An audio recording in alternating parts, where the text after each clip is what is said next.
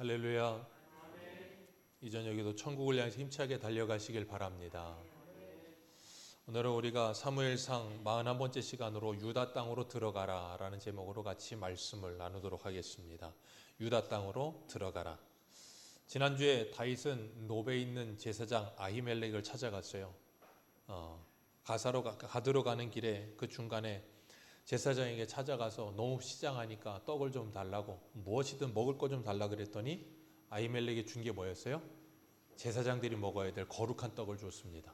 그 이유는 사람이 죽는 것보다 생명을 살리는 것이 더 중요하기 때문에, 하나님이 율법을 주신 것도 사랑을 위해 주신 거라는 걸 알고 있었기 때문에 그런 일을 행할 수 있었다 그랬습니다. 그렇기 때문에 그 아히멜렉이 그렇게 떡을 주고 다윗이 떡 먹고 배부르고 나서 정신을 차리고 나서는 아히멜렉에게 뭘 구해요? 창이나 칼을 좀 달라고. 성전에 와서, 성소에 와서 제사장에게 칼과 창을 구합니다. 전혀 맞지 않는 이 모습인데 다윗이 얼마나 급박하면 그렇게까지 했겠어요. 그랬더니 또 아히멜렉이 기가 막힌 타이밍에 거기에 뭐가 있어요? 골리앗의 칼이 있어요. 다윗이 죽였던 그 골리앗의 칼이 있으니까 원하면 가져가라 그랬더니 다윗이 안성맞춤이라고, 내게 지금 그보다 더 좋은 게 없다고 이야기를 합니다. 참 아무리 뛰어난 믿음의 사람이라 할지라도 그가 하나님의 영이 충만하지 않고 성령의 충만함에 인도함을 받지 않으면 얼마만큼 떨어질 수 있는지를 다윗을 통해 우리에게 분명하게 보여주십니다. 하나님의 영이 충만했을 때 다윗은 골리앗을 쓰러뜨렸어요. 그리고 그 칼을 뽑아서 골리앗을 죽였던 사람이 다윗이었습니다. 그 손에 칼이 없어도 하나님께서 그를 그런 놀라운 역사를 이루게 하셨어요. 그런 다윗이었는데 그가 하나님을 바라보지 않고 사람을 바라보기 시작하니까 두려움이 찾아오기 시작하고, 사람이 무서워서 골리앗의 칼이 있어야 자신을 지켜줄 거라고 착각에 빠지는 거예요. 그건 다윗만 그런 게 아니라 성도도 얼마든지 그럴 수 있습니다. 성도도 얼마든지 그럴 수 있어요. 그래서 우리가 세상을 살다 보면 우리가 하나님을 의지하고 하나님의 은혜로 살아가지 않고 자꾸 세상에 눈을 두고 세상에 관심을 두고 세상에 집중하다 보면 우리도 모르게 세상의 힘이, 돈이, 그것이 나를 지켜줄 거라는 착각에 빠져요. 그래서 그것이 있으면 편안하고 그것이 없으면 불안합니다. 오늘 저와 여러분은 무엇 때문에 여러분의 마음이 편안하십니까? 정말 주님의 은혜로 편안하십니까? 아니면 돈이 있어 편안하십니까? 우리가 인생을 살며 우리에게 있어서 우리의 인생의 기쁨의 기준이 뭔지, 우리의 평안의 기준이 뭔지 다시 한번 생각해 볼 수 있으시기를 주님의 이름으로 축복합니다. 다윗이 긴박한 상황에 골리앗의 칼을 들고 골리앗의 고향인 가드로 갔어요. 아기스가 그 모습을 보고 그 신하들이 이스라엘의 왕이 왔다고 하니까 다윗이 직감하죠. 이거 잘못됐구나. 침 흘리고 미친 척을 합니다. 그리고 내쫓김을 당하고 나서 시편 34편 쓰면서 뭐라 그랬어요? 여호와의 선하심을 맛보아할지어다. 그에게 피하는 자는 복이 있다. 그 고백을 하고 난 후에 다윗이 어디로 가요? 오늘 본문에 보니까 아둘람굴로 갑니다. 아둘람굴로 가서 거기 살아요. 참 다윗이 여러 가지 일들을 많이 했지만 이런 모습들을 볼 때마다 참 느끼는 게 뭐냐면, 사람의 생각은 아무리 많은 생각을 해도 묘수가 나오지 않는다는 걸 깨닫습니다. 바둑에 그런 말이 있다 그러더라고요. 장고 끝에 악수를 둔다. 생각을 오래 하면 오래 할수록 묘수가 나와야 되는데 악수를 둬요. 다윗이 지금 그러고 있지요. 그리고 아둘람굴까지 왔어요. 그리고 아둘람굴에 와서 그가 거기서 뭐 하냐면 하나님께 기도를 해요. 근데 기가 막힌 건 다윗이 아둘람굴에 왔다는 소식이 그 가족들에게 다 들려집니다. 근데 문제는 가족들만 들려지는 게 아니라 주변에 있는 사람들 다에게 들리는 거예요. 그러면 그 사람들 400명의 사람들이 다 들었다면 누구도 들을 가능성이 있어요? 사울도 들을 가능성이 있어요. 근데 사울은 못 들어요. 다 듣는데 사울은 못 듣습니다. 참 신기해요.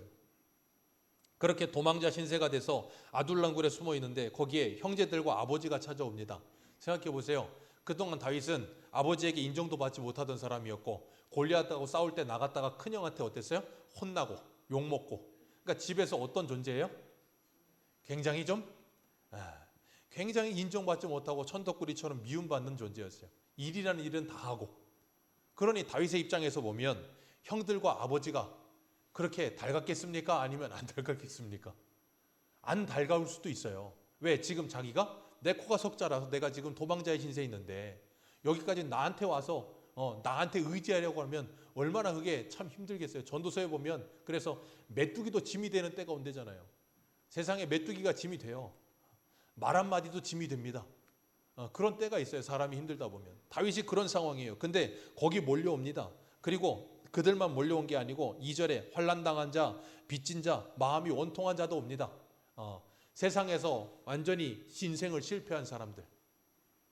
다윗에게 몰려와도 좀 힘 있는 사람, 꾸어주는 사람, 환난을 당하지 않고 뭐 부유한 사람, 그런 사람들이 몰려왔다면 좋았을 텐데 그와는 정반대로 인생의 낙오자 같은 사람들이 400명이 몰려왔어요. 그러니 다윗이 얼마나 힘들고 어려울 수 있겠어요. 근데 다윗은 그 상황 속에서 그들을 받아줍니다. 그리고 2절에 3절에 보면 2절입니다. 같이 읽겠습니다. 시작.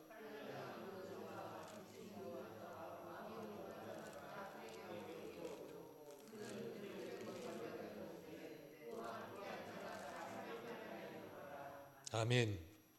다윗이 이걸 어디서 배웠다 그랬어요? 라마 나요스에서. 자신이 사울을 피해 도망했을 때 사무엘이 자신을 받아줬잖아요. 그것을 통해서 다윗이 그런 놀라운 하나님의 은혜를 깨달았고 자신도 이런 상황 속에서도 이 사람들을 받아줘요. 그리고 그들의 우두머리가 됩니다. 생각해 보세요. 마음이 원통하고 환난당하고 빚진 사람들의 우두머리 되면 뭐 하겠어요? 옛날에 이 사람들의 우두머리가 되는 것도 힘이 될 수 있어요. 왜냐하면 옛날에 차인표 씨가 드라마했던 왕초라는 드라마. 거지왕. 거지왕도 왕이더라고요. 어찌되든 간에 지금 다윗이 이런 400명의 왕이 되어 있어요. 기억하십시오. 다윗은 하나님이 직접 인준한, 하나님이 사무엘을 통해 기름 부은, 하나님이 인정한 이스라엘의 공식적인 왕이에요. 실제적으로는 눈에 보여기는 사울이 왕이지만 하나님은 누구를 왕으로 세웠어요? 다윗을 왕으로 세웠어요. 그리고 이 400명이 다윗에게 와서 지금 뭐 하고 있어요? 그들의 우두머리가 되어 지금 뭐 하는 거예요? 이스라엘의 왕으로 지금 다윗이 세워지고 있는 중에 있는 거예요. 뭔가 이상하지 않습니까? 이스라엘 왕인데 이렇게 왕이 될 것 같으면 여러분 같으면 왕을 하시겠습니까? 안 하시겠습니까? 왕하고 싶은 생각 안 들 수도 있을걸요. 그런데 이 사람들이 왜 다윗에게 몰려들었을까요? 이 사람들은 사울의 나라에서는 쓸모없는 사람들이에요. 우리 한 군데 보겠습니다. 사무엘상 14장 가보세요. 사무엘상 14장 52절. 사무엘상 14장 47절 먼저 보겠습니다.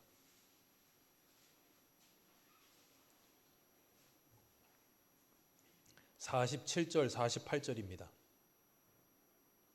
두 절 같이 읽습니다. 시작. 사울이 이스라엘 왕위에 오른 후에 사방에 있는 모든 대적 곧 모압과 암몬 자손과 에돔과 소바의 왕들과 블레셋 사람들을 쳤는데 향하는 곳마다 이겼고 용감하게 아말렉 사람들을 치고 이스라엘의 그 약탈하는 자들을 손에서 건졌더라. 아멘. 그 다음 52절입니다. 시작. 사울이 사는 날 동안에 블레셋 사람과 큰 싸움이 있었으므로 사울이 힘센 사람이나 용감한 사람을 보면 그들을 불러 모았더라. 아멘.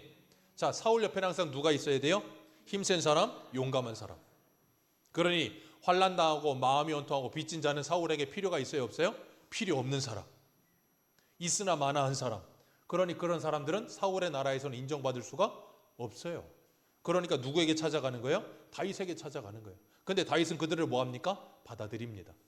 그리고 스스로 그들에게 그들의 우두머리가 되어 그들과 함께 하겠다고 이야기해요. 자기도 도망자야, 자기 코가 석자인데도 불구하고 그 일을 하고 있는 거예요. 기억하세요. 교회는 그런 곳이어야 돼요. 이 세상은 사울의 나라예요. 1등만 기억하는 더러운 세상. 예전에 어떤 개그맨이 그런 말 하더라고요. 1등만 기록하는 더러운 세상. 2등도 기억 못합니다. 여러분, 전 세계에서 100m 제일 빨리 뛰는 사람이 누구예요? 벤 존스는 너무 오래 가셨고 이제 좀 업데이트 하셔서 저 자메이카인가? 거기에 키 큰 애 그 누구예요? 우사인 볼트. 우사인 볼트가 9.6 몇 나왔잖아요. 대단하더라고요. 걔가 옆에만 안 보고 좀 더 뛰었으면 9.5도 나왔을 텐데 끝에 그렇게 하다가 그냥 9.6 됐는데 그걸 누구도 못 깨요. 근데 그때 2등한 사람이 누구예요? 아무도 모릅니다. 저도 몰라요. 그냥 우사인 볼트만 알아요. 우리는 그래요. 근데 그 2등한 사람은 아마 평생에 그게 2등이 올림픽 2등이 자기 가문의 영광일 거예요. 근데 아무도 기억을 못해. 이 세상은. 그냥 1등만 기억해. 1등 아니면 기억조차 안 남아. 그런 세상에 살다 보니까 늘 사람들은 뭘 해야 돼요? 성공해야 돼. 공부를 해도 몇 등 해야 돼요? 1등 해야 돼. 2등 하면 안 돼. 그러니까 1등 하면 또 뭐라 그래요?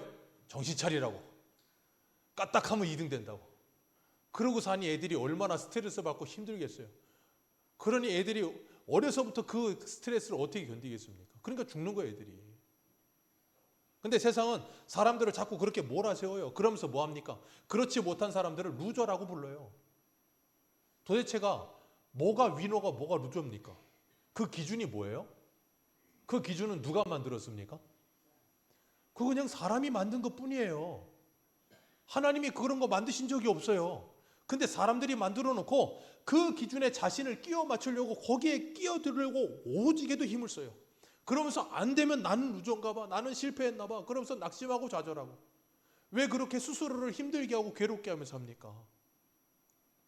사람은 다 다릅니다. 루저도 위너도 없어요. 우리는 주님 안에서 모두가 위너예요. 왜요? 하나님은 우리 각자에게 아름다운 은사를 주시고 우리에게 주신 하나님의 뜻이 분명히 다 있기 때문이에요.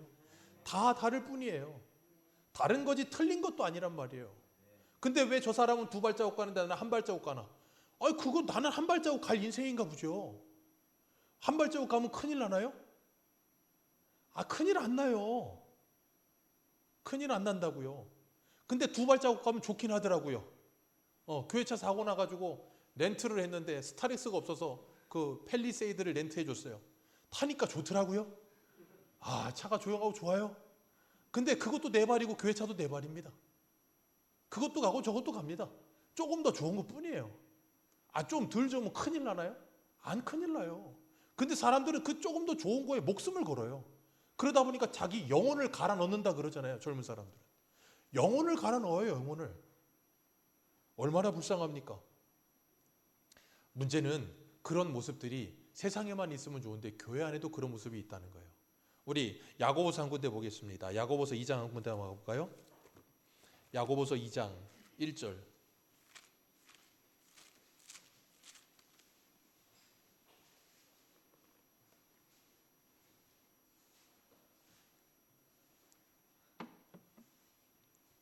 야고보서 2장 1절입니다. 1절에서 5절까지 우리 같이 읽겠습니다. 시작. 내 형제들아 영광의 주 곧 우리 주 예수 그리스도에 대한 믿음을 너희가 가졌으니 사람을 차별하여 대하지 말라. 만일 너희 회당에 금가락지를 끼고 아름다운 옷을 입은 사람이 들어오고 또 남루한 옷을 입은 가난한 사람이 들어올 때에 너희가 아름다운 옷을 입은 자는 눈여겨보고 말하되 여기 좋은 자리에 앉으소서 하고 또 가난한 자에게 말하되 너는 거기 있든지 내 발등상의 아래에 앉으라 하면 너희끼리 서로 차별하며 악한 생각으로 판단하는 자가 되는 것이 아니냐. 내 사랑하는 형제들아 들을지어다. 하나님이 세상에 가난한 자들을 택하사 믿음에 부요하게 하시고 또 자기를 사랑하는 자들에게 약속하신 나라를 상속으로 받게 하지 아니하셨느냐. 아멘. 문제는 그 사울의 나라가 어디에도 들어와 있어요? 교회 안에도요. 교회 안에만요? 아니요. 성도 안에요. 우리 안에 다윗의 나라, 하나님의 나라가 아니라 사울의 나라가 그대로 들어와 있어요. 그래서 뭘 찾습니까? 힘 있는 자, 용맹한 자. 힘 있는 자, 용맹한 자가 뭐예요? 돈 많은 사람, 가방끈 긴 사람, 인텔리한 사람, 옷을 입어도 냄새나는 옷 안 입고 메이커 옷 입고 온 사람. 우린 그런 사람들을 좋아하지 않습니까? 교회 안에 들어와도 그런 사람이 왔으면 좋겠지 않습니까? 교회 안에 들어오는데 항상 좀 허주근하고 좀 못 사는 것 같고 좀 냄새나는 것 같고 좀 어려운 사람 오면 우리도 모르게 꺼려지고 인상 찌푸려지진 않습니까? 그럼 우리는 이미 뭐 하고 있는 거예요? 차별하고 있는 거예요. 그건 하나님의 나라가 아니라고요. 그건 사울의 나라예요. 그런데 왜 오늘날 교회가 그런 곳이 되어가죠? 주님은 뭐라 그러십니까? 내 사랑하는 형제들아 하나님이 세상에서 가난한 자들을 택하사 믿음을 부요하게 하셨다. 주님은 이 땅에 누구를 찾으러 오셨다 그랬어요? 마태복음에 죄인과 병자를 찾으러 오셨다고요. 건강한 사람에게는 의원이 필요 없다니까요. 자기가 아프다는 걸 알아야 의원이 필요한 거예요.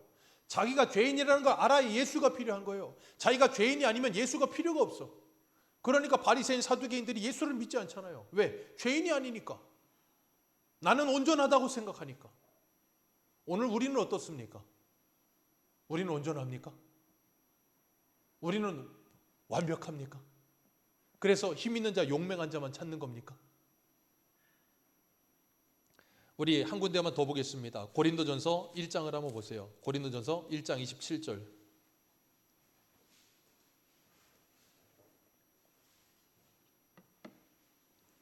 고린도전서 1장 27절입니다.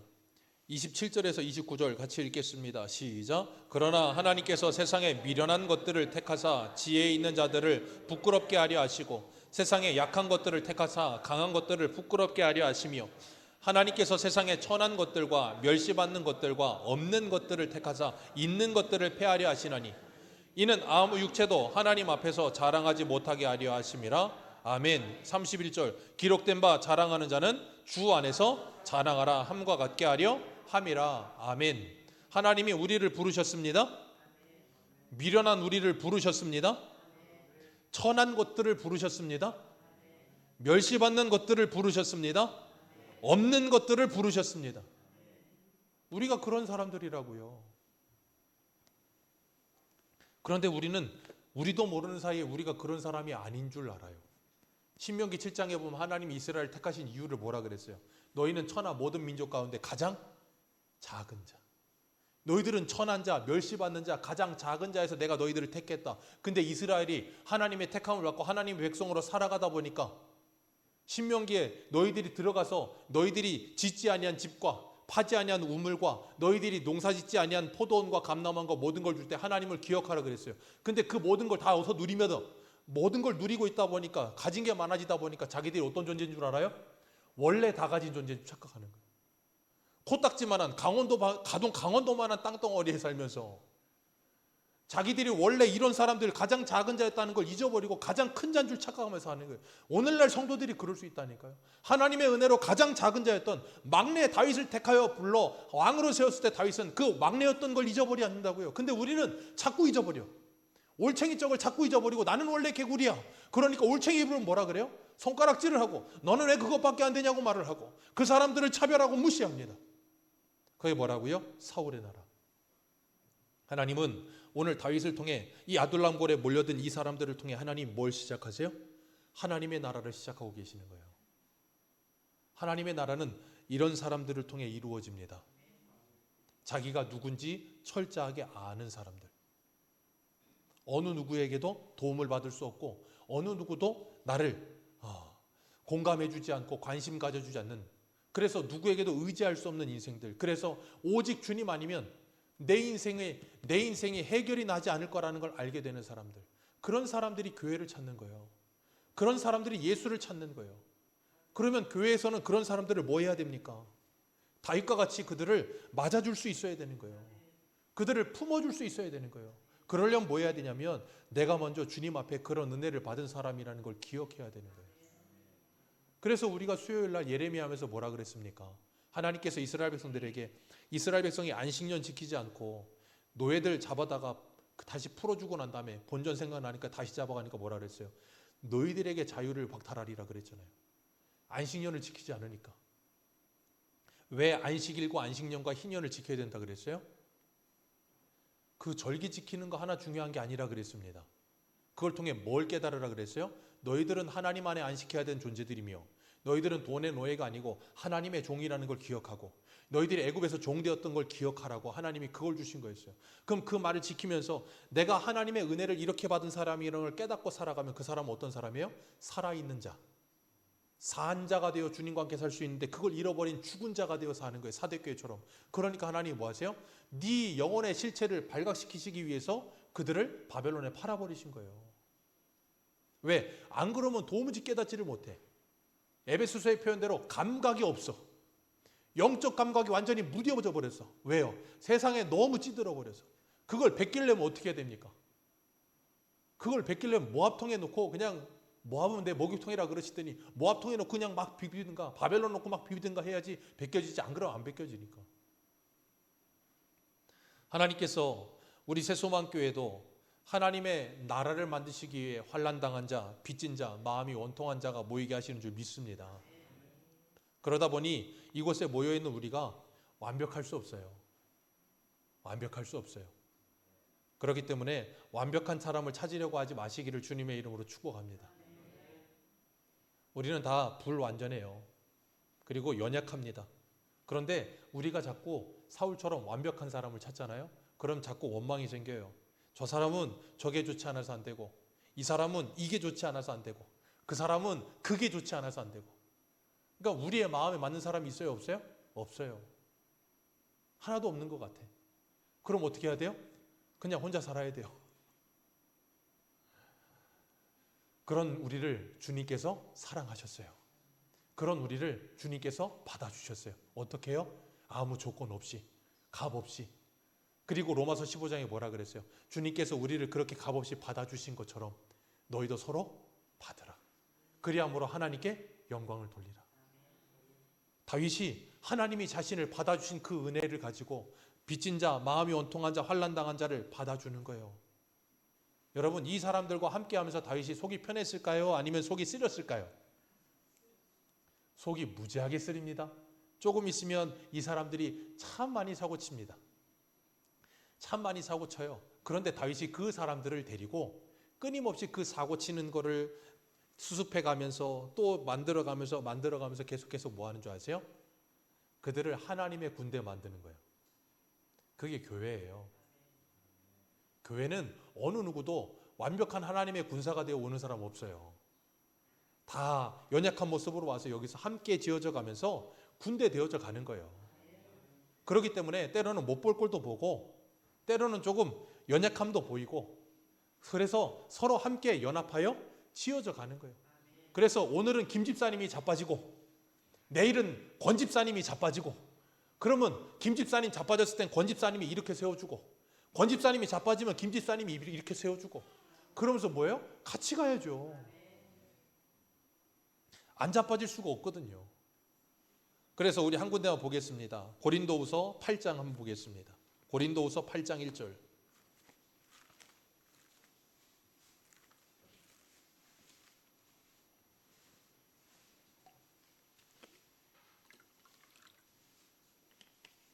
고린도후서 8장 1절입니다.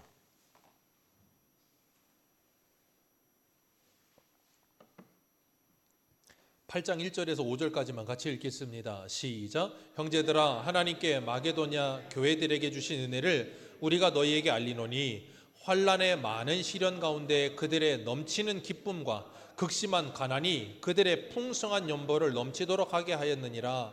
내가 증언하노니 그들의 힘대로 할 뿐 아니라 힘에 지나도록 자원하여 이 은혜와 성도 섬기는 일에 참여함에 대하여 우리에게 간절히 구하니 우리가 바라던 것뿐 아니라 그들이 먼저 자신을 주께 드리고 또 하나님의 뜻을 따라 우리에게 주었도다. 아멘. 이거 연보에 대해서 이야기하는 거거든요. 예루살렘 교회에 기근이 와서 어려움이 처했다고 하니까 마게도냐 지역 교회 성도들이 연보한 거예요. 근데 연보할 때 5절에 뭐라 그랬어요? 연보를 하기 전에 먼저 뭘 주께 드려요? 5절에 자신을 주께 드리고 또 하나님의 뜻을 따라 우리에게 연보를 주었다는 거예요.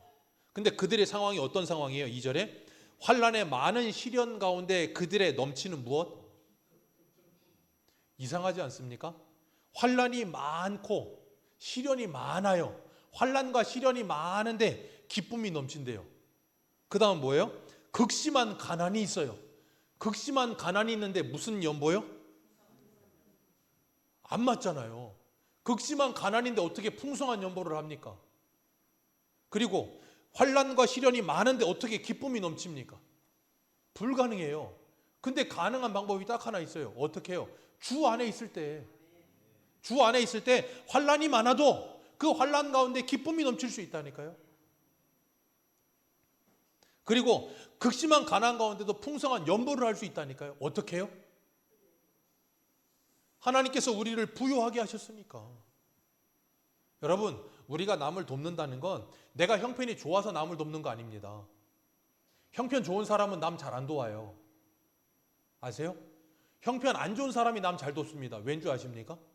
내가 형편이 안 좋아서요. 내가 형편이 안 좋아 보고 나니까 형편이 안 좋은 사람이 얼마나 안 좋은지를 알거든요. 얼마나 그 사람이 힘든지 알거든요.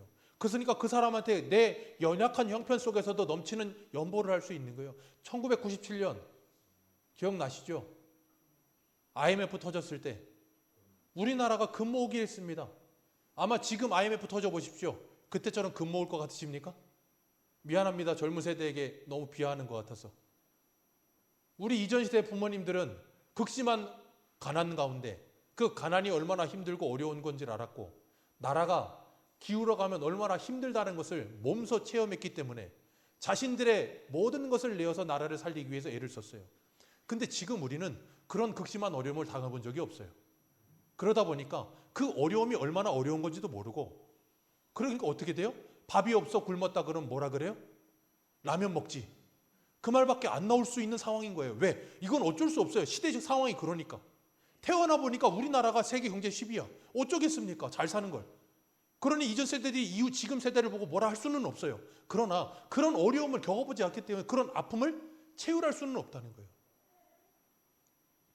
이 고린도 교회 사도 바울이 이런 말을 했던 이유는 고린도 교회가 먼저 연보할 생각을 가졌어요. 근데 그 연보할 마음이 사라져 버렸어요. 왜? 연보할 생각을 가졌는데 그 시간이 너무 오래 지나가.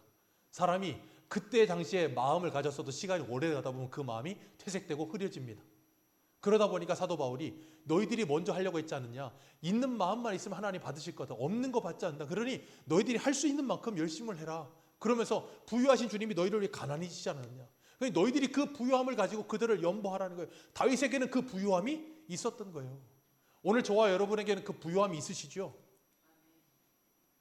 왜 아무도 아멘을 안 하세요? 네, 그 부유함이 있으셔서 여러분들이 우리가 저 강원도 삼척에 있는 그 안타까운 교회를 위해서 부활절 헌금도 더 애를 쓰신 것도 알아요. 다윗이 그 마음을 가지고 그들을 섬겼던 거예요. 그리고 다윗이 모압 왕에게 부탁을 해요. 내가 하나님의 뜻을 알 때까지만 내 부모를 좀 맡아달라. 그리고 나서 다윗이 그 아둘람 굴에 와서 뭐 합니까? 하나님께 기도를 해요. 하나님께 기도했던 하나님께서 하나님의 선지자 갓을 보내십니다. 그리고 갓이 뭐라 그래요? 우리 5절 같이 읽습니다. 시작.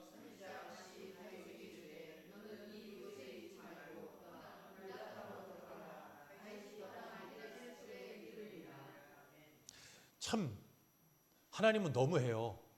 자, 유다 땅에 누가 있어요? 사울.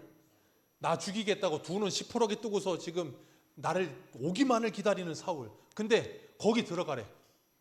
우리나라 속담에 그런 말이 있죠. 호랑이 굴에 들어가도 정신만 차리면 산다고.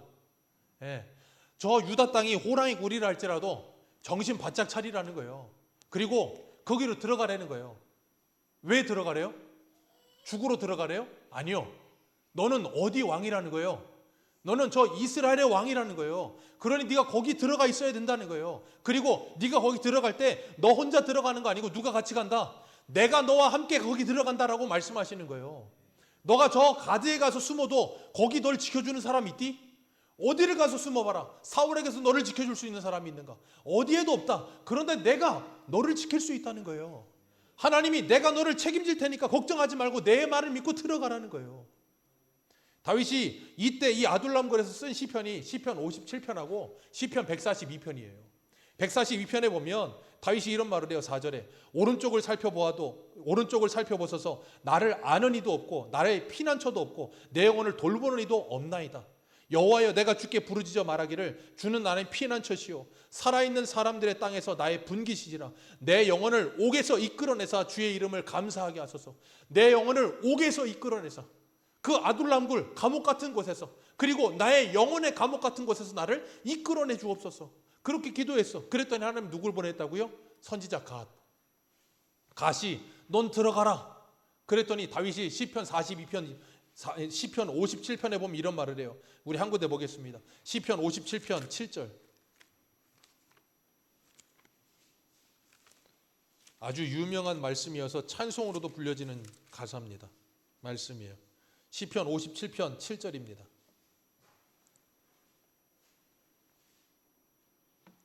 (7절과 8절) 같이 읽겠습니다. 시작. 하나님이여, 내 마음이 확정되었사오니 내가 노래하고 내가 찬송하리이다. 내 영혼아 깰지어다. 비파야 수금아 깰지어다. 내가 새벽을 깨우리로다. 아멘. CCM 가사로도 있죠. 다윗이 이거 아둘람굴에서 했던 말이에요. 하나님의 말씀을 듣고 나서 내 마음이 뭐 했다는 거예요? 확정됐다는 거예요. 누구에게? 하나님께 확정됐고 하나님의 말씀에 확정됐고 유다로 들어가기로 확정했다는 거예요. 거기 사울이 우는 사자같이 나를 삼키려고 지키고 서 있는다 할지라도 나는 거기 들어가겠다는 거예요. 왜? 하나님이 함께 하시니까. 그게 다니엘의 세 친구들의 믿음 아닙니까? 불문불이라도 들어가겠다는 거예요. 왜? 하나님이 우리를 지키실 것이고 그리 아니하신다 할지라도 거리로 들어가겠다는 거예요. 왜? 하나님이 함께 하시니까. 다윗이 그 은혜가 회복되니까 2절에 있는 사람들을 받아줄 수 있는 거예요. 오늘 저와 여러분의 마음은 하나님께로 확정되어 계십니까? 저와 여러분들도 다윗처럼 하나님께 확정된 마음을 가지시기를 주님의 이름으로 축복합니다. 그리고 나를 죽이려는 사울이 기다리는 유다 땅이랄지라도 하나님이 들어가라 하시면 그 말씀을 듣고 믿고 순종하여 들어가시길 축복합니다. 여러분에게 사자와 같이 여러분을 삼키려고 물어뜯으려고 여러분을 죽이려고 기다리는 유다 땅이 분명히 있을 거예요. 어떤 사람에게는 직장일 수 있을 거고 어떤 사람에게는 가정일 수도 있을 거고 어떤 사람에게는 교회일 수도 있을 거고 며느리들에게는 시댁일 수도 있을 거고 우리나라는 참 신기한 게 시댁에 시자도 싫어한다며요. 시댁일 수도 있어요. 근데 하나님이 뭐 하라고요? 너는 그리로 들어가라. 그러니까 하나님의 말씀은 정말 너무 힘들어. 제일 싫은데 그리로 들어가래. 거기 들어가면 죽는데 죽으로 들어가라는 거예요. 여러분 기억하십시오. 하나님이 다윗에게 가나안 땅, 저 유다 땅으로 들어가라는 건 죽으로 들어가라는 거예요. 여러분이 들어가기 싫은 그 땅으로 들어가라고 하는 건 죽으라고 들어가라는 거예요.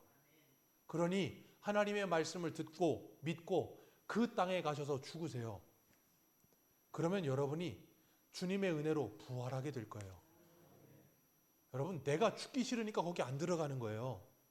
근데 하나님은 우리에게 내가 널 책임질 테니까 죽는 걸 두려워하지 말고 들어가서 죽으라는 거예요. 내가 널 지켜주겠다는 거예요. 근데 우리에게는 그 결단의 용기가 없어요. 왜? 너무 힘들어. 너무 두려워. 그게 우리들이야. 그래서 지난주에 뭐라 그랬어요? 도망가고 싶어. 그 노래처럼 도망가려고 드는 거예요. 근데 어디에도 도망갈 데가 없다니까. 그래서 주님께서 뭐라 그러세요? 내게 도망와라 그러시는 거예요. 그러면 내가 너를 지킬 것이다. 근데 다윗이 그 유다 땅에 들어가서 헤레스폴에 숨어 있으니까 또 참 기가 막힌 건 이 누가 사울에게 또 가서 이렇게 그냥 말을 옮기는지 또 사울이 그걸 들어요? 근데 또 기가 막힌 건 6절에 사울의 손에는 또 뭐가 들려 있어요? 단창이 들려 있습니다. 사울은 여호와의 악신이 들리고 나서부터 그 손에는 항상 뭐가 들려 있어요? 항상 단창. 네, 항상 단창. 뭘 죽이기 위한 단창? 다윗 죽이기 위한 단창. 참 기가 막혀요. 그리고 열받으니까 신하들한테 단창을 던집니다. 진짜 단창을 던지는 게 아니라 말로 단창을 던져요. 이 베냐민 여기 뭐라 그랬어요? 오늘 몇 절입니까? 이 베냐민 사람들아. 네, 성경이니까 이렇게 쓰여 있을 거야 아마. 지금 뭐 앞뒤 안 보이는 사울이 이렇게 친절하게 말했겠습니까? 아주 그냥 별소리를 다 했겠죠. 이 베냐민 사람들아. 이세 아들이 너희에게 밭과 포도원을 주며 너희에게 천부장과 백부장을 참겠느냐? 쉽게 말하면 뭐예요? 야 다윗이 너한테 뭐 떡 하나라도 줄 것 같으냐? 다윗이 왕 되면 너희들은 다 끝이야. 근데 너희들은 도대체가 왜 내 편을 아무도 들지 않느냐는 거예요. 그러면서 뭐라 그래요? 8절에 너희가 다 공모하여 나를 대적하며. 사울이 지금 뭐에 빠져 있어요? 망상. 애가 여호와의 부리시는 악신이 들어가기 시작하니까 망상에 빠져드는 거예요. 여러분 생각하세요. 성령에 충만하지 않잖아요? 우리 안에 망상이 자꾸 듭니다. 왠지 아세요? 하나님의 말씀에 충만하지 않기 때문에 자꾸 내 생각에 사로잡혀요.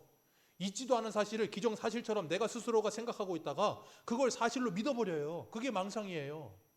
지금 사울은 그 망상에 빠져 있는 거예요. 아무도 공모하지 않는데 너희들은 다 공모해서 나를 대적하고 있고 내 아들은 이세하고 맹세하고 있고 그걸 나를 고발하는 사람도 없고 내 아들이 내 신하를 선동해서 오늘 매복했다가 나를 죽이려고 한다 할지라도 누구에도 나에게 알려주는 사람 없다는 거예요. 이렇게까지 가는 거예요 사울이. 하나님을 떠나니까. 얼마나 불쌍한 인상이 됩니까? 사울 다 가졌잖아요. 왕이잖아요. 그런데 불안하잖아요. 아무것도 없는 사람 같잖아요.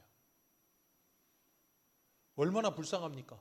오늘날 이 세상의 사람들이 그래요. 세상의 사람들 안 가진 게 뭐 있습니까? 다 가졌어요. 그런데 불안해요.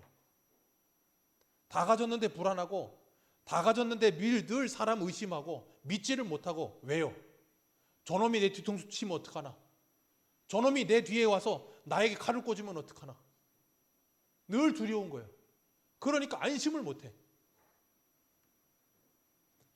그렇게 두려워하면서 의심하면서 여기저기 의심하고 그렇게 사는 걸 뭐라 그래요? 지옥이라고 하는 거예요. 얼마나 불쌍합니까? 사울은 왕인데 지옥을 살고 있고, 다윗은 도망자인데 주님의 은혜로 말미암아 자신의 마음이 하나님께 확정되고 나니까 어디를 살아요? 천국을 사는 거예요. 어디서? 그냥 헤레스펄 광야에서. 왕궁에서 지옥을 살거나 광야에서 천국을 살거나. 여러분 어디 사시겠어요? 그럼 이렇게 질문하면 우리는 항상 그래요. 왕궁에서 천국을 살고 싶다고. 둘 다 가지려고 그래. 욕심도 많지. 여러분 기억하십시오. 하나님은 우리에게 말씀하세요. 유다 땅으로 들어가라. 들어가고 싶지 않은 땅이지만 주님이 들어가라고 하십니다. 그리고 주님이 말씀하세요. 내가 너와 함께하며 너의 피할 반석이 되어 주겠다. 오늘 오전 제목이 뭐였는지 기억나십니까? 말씀을 믿고 가더라. 오늘 저녁 제목이 뭐예요? 유다 땅으로 들어가라. 이 말씀을 믿고 다윗이 가더라. 저와 여러분들도 이 말씀을 믿고 여러분의 유다 땅으로 들어가셔야 돼요. 여러분에게 맡기신 땅, 하나님이 유다 땅을 다윗에게 맡겼듯이 여러분의 가정의 땅을 하나님이 여러분에게 맡기셨어요.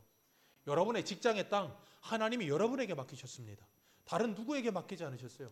그 땅에 가셔서 하나님의 세우신 왕답게 사셔야 돼요. 하나님, 여러분이 그런 가운데 있을 때 사울이 여러분을 삼키려 할지라도 두려워하지 마세요. 하나님이 여러분을 지켜주실 줄 믿습니다. 다니엘을 지키시기 위해서 사자, 주둥이도 자시는 분이 하나님이에요. 불못불에 불탄 냄새도 안 나게끔 막으시는 분이 하나님이세요. 그 하나님을 믿으시길 바랍니다. 오늘 새소망 신앙 한번 볼까요? 하이델베르크 26문입니다. 제가 질문 드리면 여러분이 답해 주시기 바랍니다. 전능하신 성부 하나님, 천지의 창조주를 나는 믿사오며 라고 고백할 때 당신은 무엇을 믿습니까?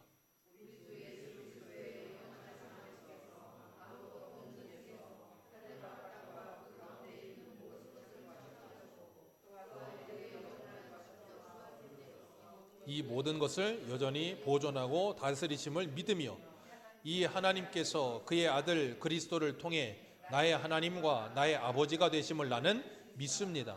그분을 전적으로 신뢰하기에 그가 나의 몸과 영혼을 필요한 모든 것을 채워주시며 이 눈물 골짜기 같은 세상에서 당하게 하시는 어떠한 악도 합력하여 선을 이루게 하실 것을 나는 조금도 의심하지 않습니다. 그는 전능하신 하나님이시기에 그리하실 수 있고 신실하신 아버지시기에 그리하시기를 원하십니다. 아멘. 우리는 이 하나님을 믿어요. 다윗은 이 하나님을 믿었기에 그 하나님께 마음이 확정되어 주님의 말씀을 믿고 유다 땅으로 들어갑니다. 그리고 거기에서부터 뭐가 시작돼요? 하나님의 나라가 시작됩니다. 오늘 저와 여러분도 하나님의 말씀에 순종하여 그곳으로 가시고 그리고 그곳에 하나님의 나라를 시작하시는 복된 하나님의 사람들 되시기를 축복합니다. 기도하겠습니다.